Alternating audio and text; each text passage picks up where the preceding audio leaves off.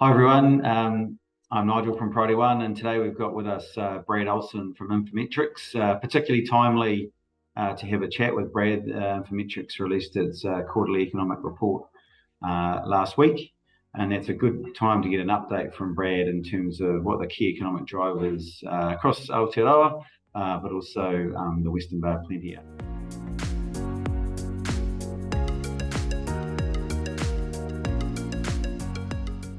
Brad, without too much further ado, I'm really interested in terms of so New Zealand, to grow its standard of living over the course of time, has to develop big industries that can earn us more money. In your view, what are those large kind of billion-dollar industry opportunities for New Zealand? Yeah, I mean, one of them, of course, has got to be sort of that IT sector in the broader weightless economy. To be fair, not only has New Zealand been pursuing that for a while, but so has the rest of the world. It has so much advantage. I think for New Zealand, that increase in renewable energy as well, though, puts us in a good position. And I guess it's also, how do we spread some of the gains that we're likely to see out into the regions? Auckland recently has got a huge number of announcements around various data centers and similar, but there's big opportunities out across the rest of New Zealand to try and get some of that going. I mean, there's so many options there for little developers to get going, and turn into the big net zero. I think the other one, though, is still, New Zealand is, or at its core at least, still around the primary sector. And again, there's a conversation there about the value chain. We know with the likes of kiwi fruit, there's still actually huge opportunities for different varieties and continuing to, become embedded across the world. But more than that, I think our advanced manufacturing across, food and beverage products, but wider than that as well, provide some big opportunities, especially because post-COVID, we're seeing a change in how we treat our supply chains.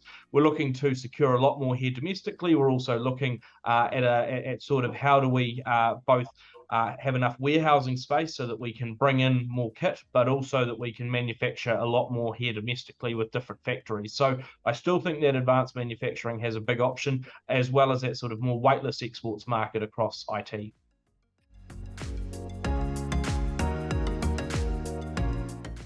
Well, New Zealand's growth over the last few years has been based on growth of the economy has been based on getting more people in the country and population increase. The landscape for that is dramatically different post-COVID, of course, with border closures and then kind of a slowish start, brain drain and the likes. What do you reckon will happen in that area over the next 3 years or so?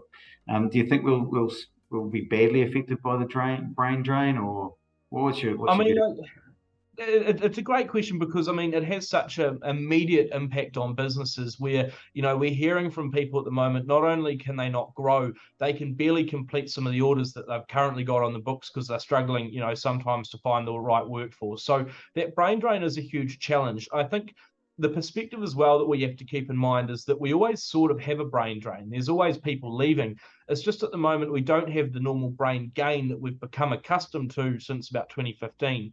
On average, New Zealand was bringing in 50,000 people a year. And importantly, they were spreading out not only into the likes of Auckland, but actually, again, into the rest of the regions. So with that sort of now more persistent brain drain, particularly younger people, it is going to, I think for the next few years, it's going to be a lot more sluggish in terms of being able to attract people in. The high house prices and similar that we have isn't a great welcome mat for people, and nor are, I think, some of those immigration changes. What it does say, though, is, again, look, we've got to get on with the task no matter what. So produces a huge incentive that we've got to get, locals as focused as possible on delivery, on, finding those productivity gains that we always talk about. But increasingly, if you can't find staff, you are going to be looking for how do you, invest more in your business from a technological point of view to get those better returns. So it's going to be a challenge. I think it is a key roadblock for us, but I think we're already quite quickly looking for the detour to that roadblock, and that's going to put us in a good position. Right, and kind of a related question to that, unemployment's at a pretty low level now, right? It's I think 2.9% in this region, but broadly in the threes for the rest of the country. Is that the lowest that it's ever been, or what's the historical view on that? Many, I guess, won't be aware of the context. Yeah, I mean, you're right. It hasn't ever been this low, certainly on a national basis, and even locally. You know, you haven't really seen these rates, and certainly the level of persistence at such a low level for a decade or so. You know, I guess the difference as well is that at the moment the struggle with short-term illness as well as compounding that level of low unemployment. So you do, I think, not since 1986 when we first started measuring unemployment in this way.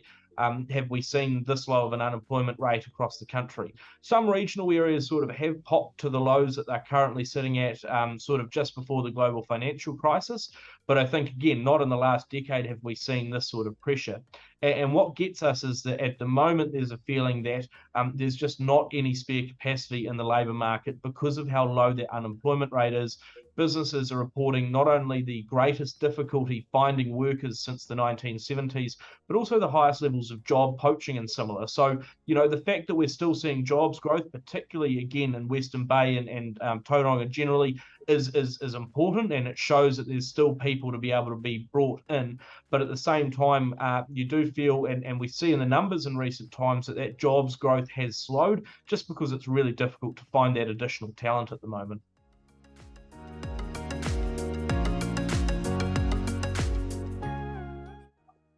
Thinking of the Western Bay of Plenty economy, it's obviously something that we're pretty proud of, the fact that the city and region has done quite well over the last couple of years in some pretty kind of weird and adverse times.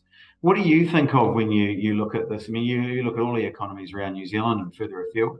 What are the main features you think of this economy versus other regions in New Zealand? Yeah, I mean, look, the first one is definitely around the primary sector. And I know a lot of regions across New Zealand have that primary sector focus. But in my mind, Western Bay, again, a slightly different sort of flavour, a lot more around the horticultural products than many other regions. Now, that's, been a really strong performer in recent times. Importantly, I also see it as it seems to be a bit more of a diversified export market for New Zealand. You know, we still have a lot, don't get me wrong, that goes into China and parts of Asia, but we also do have those much broader opportunities that New Zealand plays in. So that's a good starting point. The other two areas, I guess, are particularly around Tauranga's sort of freight and logistics operation. Of course, the port, but just again, sort of as a major feeder point for the entire Upper North Island, let's be real, the rest of the country. So that's a big advantage and allows for a lot of bigger businesses to be looking at the area. The last one, though, and I think really critical, is that the Bay still, Western Bay is still a fantastic place for people to live and base themselves. And look, we see that in the numbers.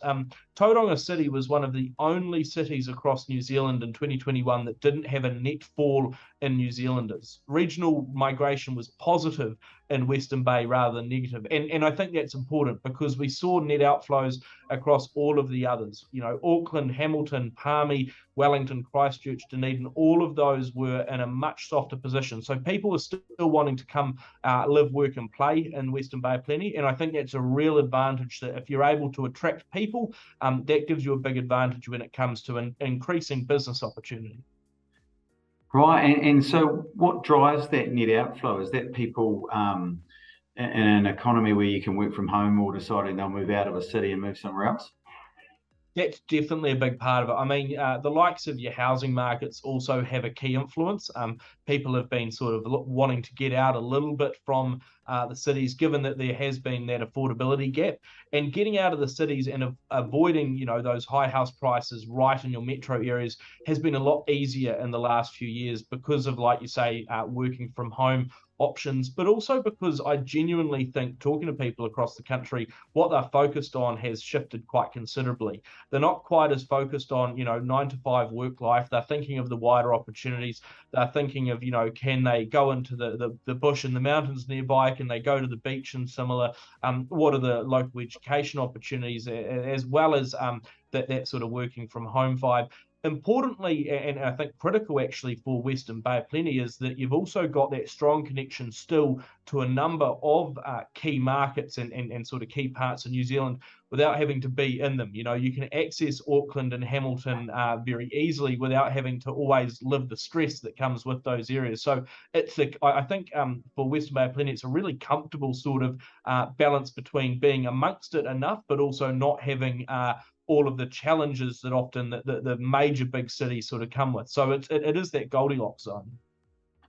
Yeah, and let's hope we can keep our kind of quality of life and standard of living, particularly with transport infrastructure and housing up there, so we can keep attracting people, because we certainly know that the beach and mountain biking and the likes leads to good lifestyle choices, so people are very keen to keep coming here.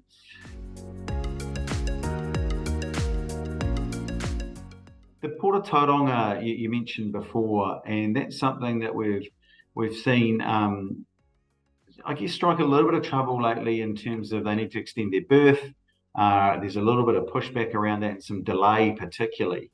And it's taken a while. I think that first entered the shovel-ready list back at the start of COVID. It's got no further since then. Does that worry you from a New Zealand economic perspective? Yes, is the short answer. Look, we know and we've seen throughout the pandemic how important Port of Tauranga has been, particularly, again, not only as the major exit point for a number of New Zealand's exports, but also, that critical part of sort of New Zealand's eastern seaboard port strategy. I think it's important that the government's looking at the port strategy and port functioning more generally at the moment. But again, any go slow on trying to get that extension happening in Tauranga does just sort of delay our capacity to actually do more. And again, I mentioned freight and logistics being a key part of the offering in Western Bay of Plenty, particularly with a lot more of those sort of inland distribution hubs coming forward. And again, the connection in the sort of golden triangle between, Tauranga, Hamilton, and up through into Auckland, that delay sort of does provide really some challenges at a time we know that supply chains globally have become more important, but also more challenging than ever. If we have any bottlenecks that start to emerge in New Zealand, it does create some concerns. I guess, though, it also presents some big opportunities as well if we can get that momentum going and back on track, and we can start to unlock some of those challenges and the partnerships amongst community that, by the sounds of it, need to be coming through. It does put New Zealand in a strong position. More importantly, it in my mind cements sort of Western Bay of Plenty's position in New Zealand's supply and sort of freight logistics system. Yeah, certainly we've seen from an industry point of view as that drift from Auckland further south and Waikato freight hubs and the likes starting up, it becomes very much a team effort within that golden triangle to make sure that we're all working in the right direction for the benefit of everyone, I guess.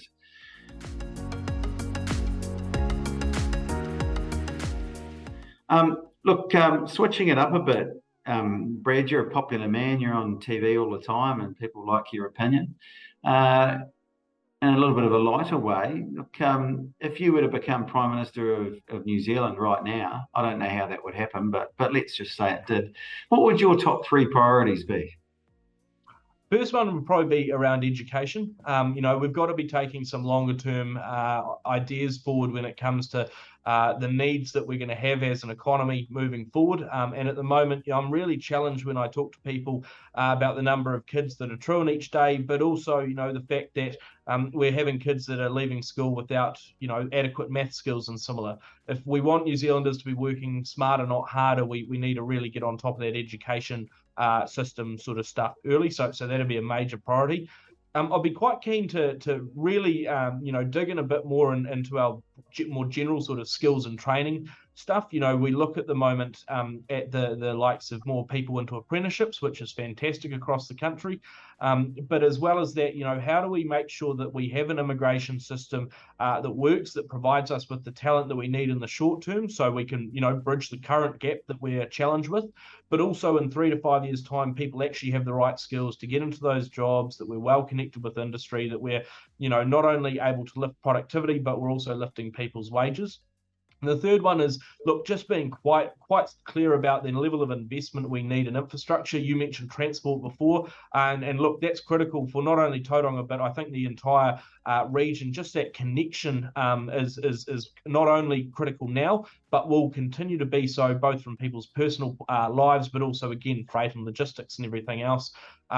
As well as that, we've talked before, about trying to make sure that people have a good lifestyle opportunity coming into Western Bay of Plenty, for example. Again, you don't get that unless you have the right infrastructure for water, for internet services, for everything else. So I think infrastructure and getting that one well laid down, also making sure it's well coordinated. So let's make sure that we have the right schools, the right education facilities, hospitals, and the like, all located, so that people sort of, again, have that real clear offering, and that we make sure that people have better life outcomes, but also that we can develop better economic outcomes. So education, sort of migration, and the people stuff, and then infrastructure would be my three key areas.